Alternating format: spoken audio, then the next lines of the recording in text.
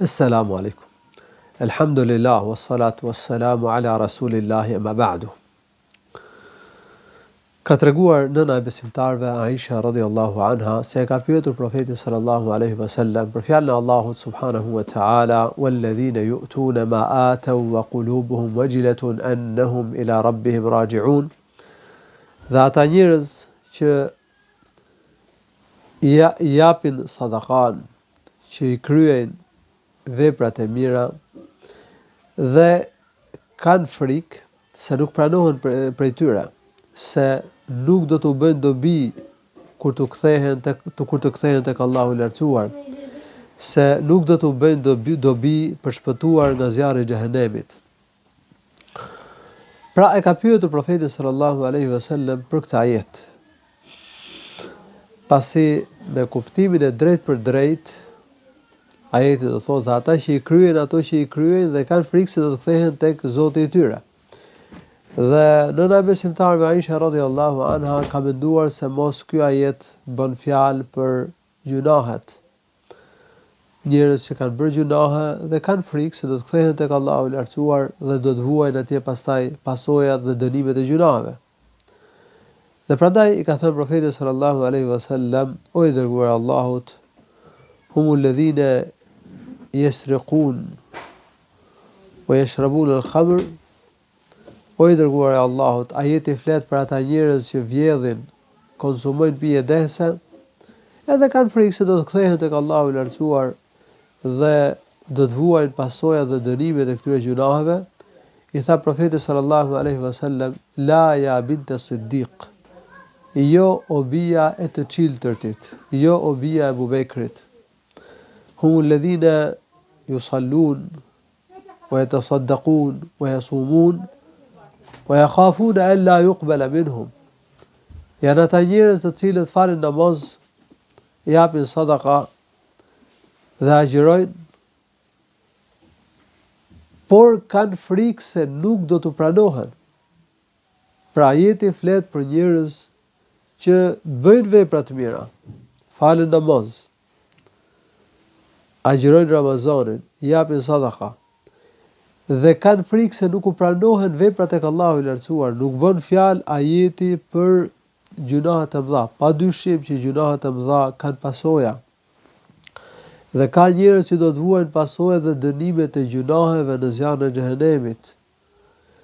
Por ajeti flet për ata që kanë kryer vepra të mira dhe kanë frikë se nuk ju pranohen tek Allahu i lartësuar. Wa qulubuhum wajila. Pra si ka përmendur Allahu i lartësuar, dhe ata janë të frikësuar në zemër se nuk u pranohen veprat, se nuk u bëjnë dobi kur të kthehen tek Allahu subhanahu wa ta'ala. Ulaika yusari'una fil khairat. Këta njerëz të tillë shpejtojnë në veprimin e veprave të mira. Shpejtojnë të bëjnë vepra të mira. Dhe këta u akalojnë njerëzve të tjerë me veprat e mira. Dhe këta do të akalojnë të tjerëve me gradat e larta në xhenet. Kështu që besimtari mirë ka frikë se nuk i pranohet veprat tek Allahu subhanahu wa ta'ala. Duhet na shqetësoj jo vetëm bërja e veprës, por dhe cilësia e veprës, edhe pranimi i veprës tek Allahu i lartësuar. Se mundet që njeriu të ketë bërë punë që në dukje janë të mira, mirë po mundet që kjo punë mos jetë pranuar tek Allahu i lartësuar, për shkak se nuk ka besim në ditën e gjykimit për shembull, ose është prej atyre që i vën shok Allahut të lartësuar, bëjnë shirk, ose ka kryer veprën pa sinqeritet, ose ka kryer një vepër që nuk është në përputhje me sunetin e profetit sallallahu alaihi wasallam.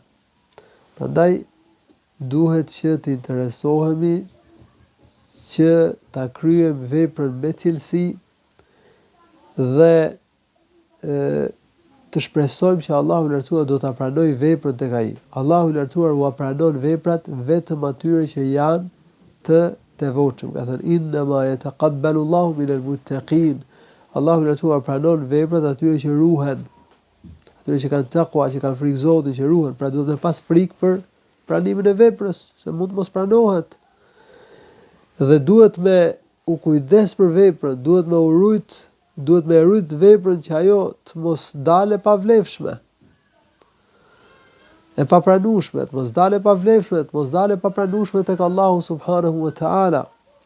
Dhe dietarët në komentin e këtij ajeti kanë thënë ajeti flet për veprën që kryen. Pra që njeriu në veprën që kryen të ketë frikë Zotin. Ta ruaj veprën. Të kujdeset që vepra të mos jetë pa vlerë. Nëse njeriu kryen vepra, po nuk ruhet, s'ka frikë prej Zotit se mbase kjo vepër nuk e pranohet, s'ka besim, bën shirk, nuk është i sinqert, atëherë kjo vepër nuk e pranohet. Duhet që vepra të plotësoj kushtin e pranimit tek Allahu subhanahu wa taala. Dhe kush nuk plotëson kushtet e pranimit veprës tek Allahu subhanahu wa taala, ai nuk i është ruajtur Allahut lidhje me këtë vepër, nuk është kujdesur për veprën e tij. Disa gjëra që duhet i kemi parasysh për pranimin e veprës tek Allahu i lartësuar. Së pari, duhet që njeriu të ketë besim, të ketë iman. Ky është themeli i fesë. Pa besim nuk pranohen veprat tek Allahu i lartësuar. Çfarë do lloj vepre të ketë bërë njeriu? Kështu, kush nuk beson ditën e gjykimit, nuk e beson se ka xhenet dhe ka xhehenem, se ka një ditë gjykimi dhe llogarie, do të ringjallen njerëzit, do dalin para Allahut. Për ditën e gjykimit Allahu i lartësuar ka përmendur shumë argumente në Kur'an. E ka përmendur shumë vetë në Kur'an, do të ringjallemi, do dalim para Allahut, do japim llogari. Qoftë edhe nëse njeriu kërkon natën e Kadrit. Çohet, fal namaz në natën e Kadrit, dhe nata që vjen është nata 27, me mundësi dhe shpresën e madhe që të jetë nata e Kadrit. Qoftë nëse njeriu kërkon mirësitë e Zotit në këtë natë, në qoftë se nuk ka besim, nuk i pranohet vepra tek Allahu i lartësuar, se në mënyrë që të pranohet vepra njeriu për shpëtuar nga zjarri i xhehenemit dhe për ta fituar xhenetin, duhet që të ketë besim se ka ditë gjykimi, ka xhenet, ka xhehenem. Prandaj profeti sallallahu alaihi wasallam kur ka folur për një nga mirësitë e natës Kadrit, ibadetit në natën e Kadrit, që është falja e gjunaheve, ka përmendur si përcaktim imanin, si kusht imanin. Ka thënë profeti sallallahu alaihi wasallam: "Man qama laylatal qadri imanan wa ihtisaba, ghufira lahu ma taqaddama min dhanbi." Kush çohet dhe bën ibadet në natën e Kadrit me besim, me bindje dhe duke shpresuar vetëm shpërblimin e Allahut të lartësuar, atij i falen gjunahet e kaluara. Atëherë në mënyrë që njeriu t'i falen gjunahet për shkak të ibadetit, për shkak të namazit, lutjeve që bën në natën e Kadrit, duhet që të ketë besim. Duhet besoj që Allahu ka caktuar këtë natë. Të besoj se premtimi i Allahut për shpërblim është i vërtetë, se dita e gjykimit është hak, se xheneti është hak, se zjarri i xhehenemit është hak. Atëherë ja arrin mirësitë e kësaj nate. E nëse nuk e ka këtë besim, nuk e arrin mirësitë e kësaj nate. Allahu i lartësuar veprat atyre që nuk besojnë, do t'ua bëj si hiri që e shpërndan, do t'ua vlerësoj atyre veprat dhe veprat e tyre do të jenë domethënë pa vlerë. Ashtu si ai hiri që e shpërndan era e stuhishme. Ky është një shembull që e ka përmendur Allahu i lartësuar në Kur'an, ku ka krahasuar veprat e jo besimtarëve me hirin që e shpërndan era e stuhishme. S'mbetet asnjë fije hi. Po kështu, edhe veprat e kafirave s'do bëjnë dobi tek Allahu, nuk do të mbetet asnjë vepër për të bërë dobi tek Allahu i lartësuar. Duhet që njeriu të jetë besimtar në mënyrë që t'i vlejë veprat tek Allahu i lartësuar, pra veprat e mira.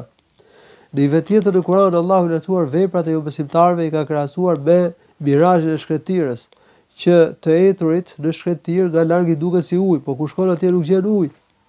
Edhe veprat e jo besimtarëve, ndoshta dikush mund të ketë dhënë sadaka, mund të ketë ndihmuar të tjerët, mundet që të jetë treguar bujar, mirë po nuk i ka bërë këto vepra me besim në Allahun dhe në ditën e gjykimit.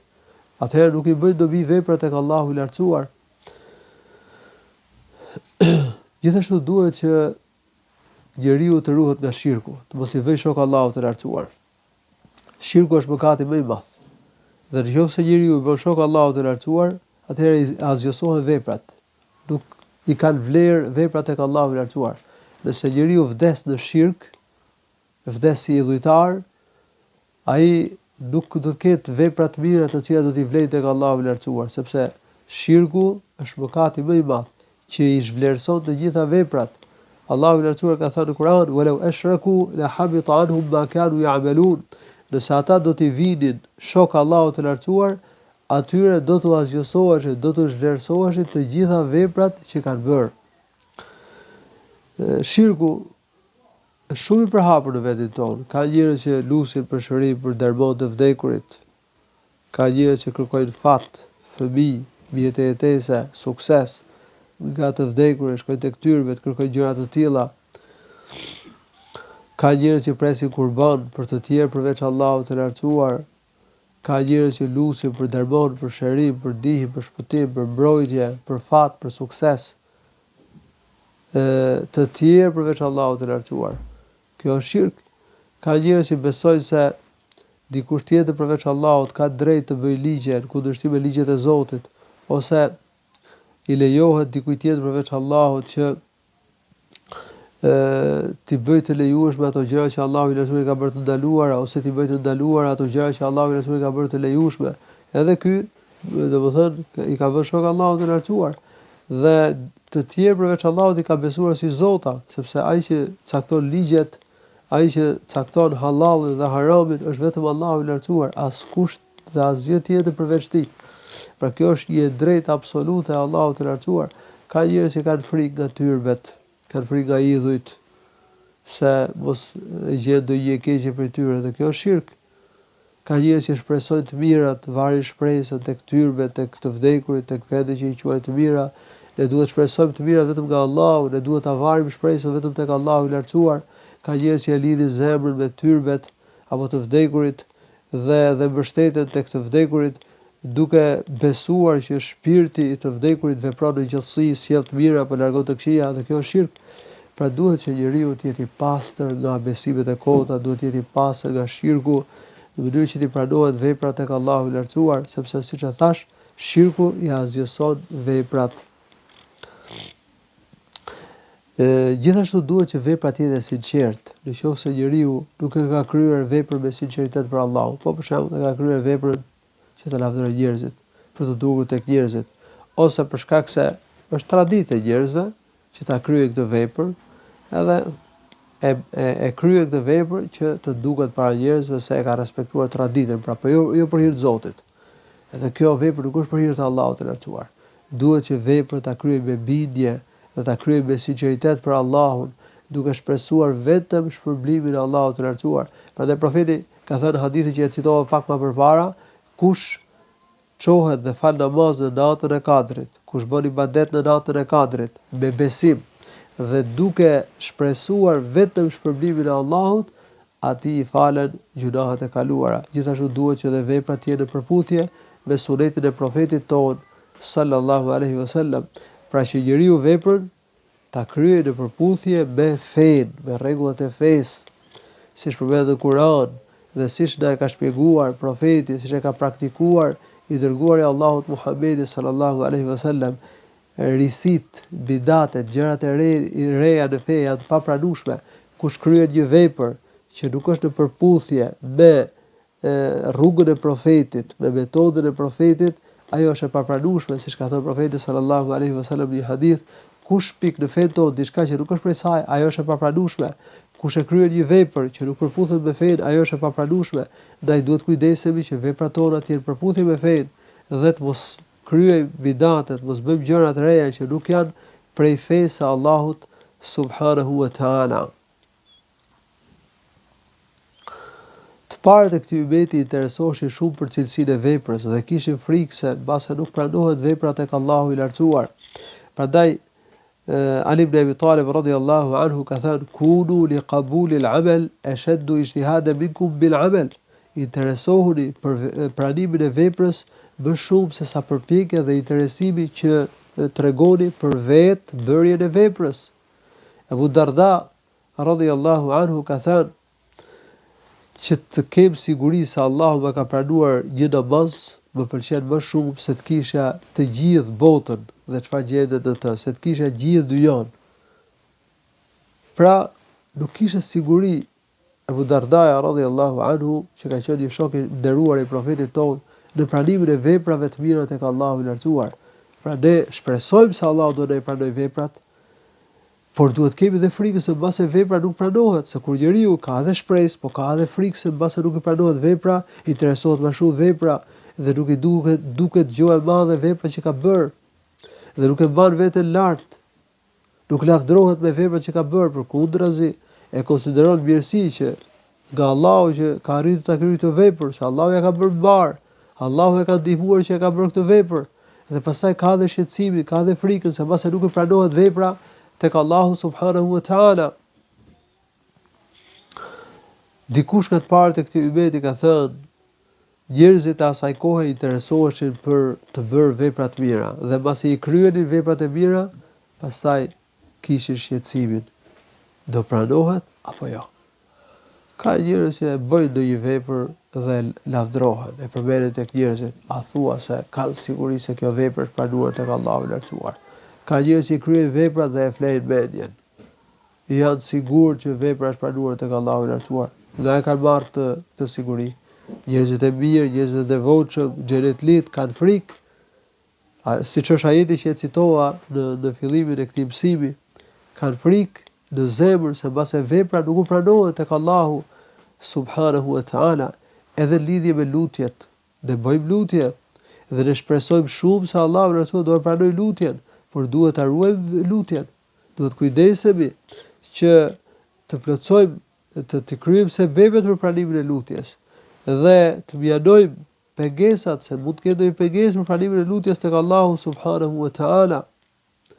Kështu, nëse njeriu ushqehet me haram, nëse konsumon haram, nëse bahet me haram, atëherë mundet që vepra që lutjet mos i pranohet tek Allahu i lartësuar, sepse profeti ka thënë një hadith, i ngre duart nga qielli, thotë o Zoti im, por ushqimin e ka haram, pijen e ka haram, veshjen e ka haram, fa anna yustajabu lidhalik, atëherë si mund të pranohet lutja? Këto janë çështje shumë të rëndësishme.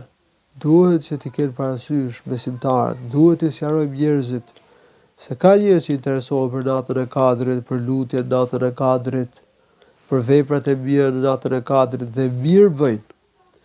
Por ne duhet t'i sqarojmë që duhet kujdes edhe për pranimin e veprës tek Allahu, duhet besim, duhet bindje. Dhe bindja është çështje zemre. Nëse njeriu e kryen vepër me bindje i pranohet, pa bindje nuk pranohet. Duhet që të ruhemi nga besimet e kota, nga shirku. Ne bazohemi në çështjet e besimit në Kur'an dhe në hadithet e profetit sallallahu alaihi wasallam. Ne nuk i vëmë shok Allahut, ne nuk besojmë gjërat kota. Dhe duhet që veprën ta kryejmë me sinqeritet për Allahun. Dhe duhet kujdesemi që veprën e kemi në përputhje me sunetin e profetit, me rrugën e profetit. Sa ai ka ardhur të na mësojë ato që i pëlqen Allahu i lartësuar. Dhe ai na ka treguar se si të adhurojmë Allahun subhanahu wa taala. Elusi Allahun që të pranoj veprat, të pranoj lutjet. Elusi Allahun që të mundsoj të arrijmë natën e Kadrit dhe të bëjmë ibadet në këtë natë bekuar. Elusi Allahun na bëj banor të xheneteve të larta. Alhamdulillahi rabbil alamin wa sallallahu wa sallam ala nabiyyina Muhammad